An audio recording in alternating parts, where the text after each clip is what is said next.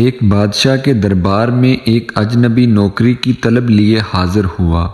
قابلیت پوچھی گئی، کہا سیاسی ہوں۔ عربی میں سیاسی افہام و تفہیم سے مسئلہ حل کرنے والے معاملہ فہم کو کہتے ہیں۔ بادشاہ کے پاس سیاستدانوں کی بھرمار تھی۔ اسے خاص گھوڑوں کے اسطبل کا انچارج بنا لیا جو حال ہی میں فوت ہو چکا تھا۔ چند دن بعد بادشاہ نے اس سے اپنے سب سے مہنگے اور عزیز گھوڑے کے متعلق دریافت کیا۔ اس نے کہا نسلی نہیں ہے۔ بادشاہ کو تعجب ہوا۔ اس نے جنگل سے سائس کو بلا کر دریافت کیا۔ اس نے بتایا گھوڑا نسلی ہے، لیکن اس کی پیدائش پر اس کی ماں مر گئی تھی۔ یہ ایک گائے کا دودھ پی کر اس کے ساتھ پلا ہے۔ مسئول کو بلایا گیا۔ تم کو کیسے پتہ چلا نسلی نہیں ہے؟ اس نے کہا جب یہ گھاس کھاتا ہے تو گایوں کی طرح سر نیچے کر کے، جبکہ نسلی گھوڑا گھاس منہ میں لے کر سر اٹھا لیتا ہے۔ بادشاہ اس کی فراست سے بہت متاثر ہوا۔ مسئول کے گھر اناج، گھی، بھنے دمبے اور پرندوں کا اعلیٰ گوشت بطور انعام بھجوایا۔ اس کے ساتھ ساتھ اسے ملکہ کے محل میں تعینات کروا دیا۔ چند دنوں بعد بادشاہ نے مصاحب سے بیگم کے بارے میں رائے مانگی۔ اس نے کہا طور و اطوار تو ملکہ جیسے ہیں، لیکن شہزادی نہیں ہے۔ بادشاہ کے پیروں تلے سے زمین نکل گئی۔ حواس بحال کیے، ساس کو بلا بھیجا۔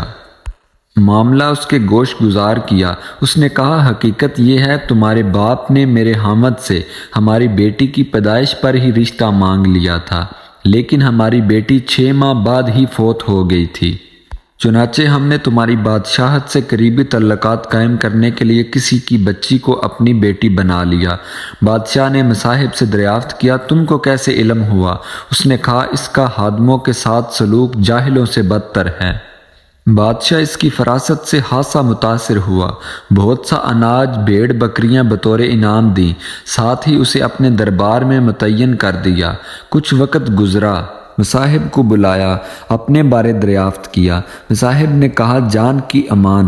بادشاہ نے وعدہ کیا۔ اس نے کہا نہ تو تم بادشاہ زادے ہو، نہ تمہارا چلن بادشاہوں والا ہے۔ بادشاہ کو تاؤ آیا، مگر جان کی امان دے چکا تھا۔ سیدھا والدہ کے محل پہنچا۔ والدہ نے کہا یہ سچ ہے، تم ایک چرواہے کے بیٹے ہو، ہماری اولاد نہیں تھی تو تمہیں لے کر پالا۔ بادشاہ نے مصاحب کو بلایا، پوچھا بتا تجھے کیسے علم ہوا؟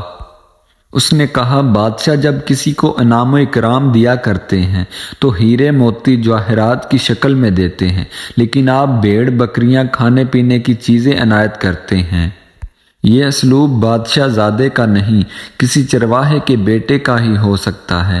عادتیں نسلوں کا پتہ دیتی ہیں۔ عادات، اخلاق اور طرز عمل خون اور نسل دونوں کی پہچان کرا دیتے ہیں۔ اگر ویڈیو پسند آئی ہے تو لائک اور شیئر ضرور کر دیں اور چینل کو سبسکرائب کر دیں۔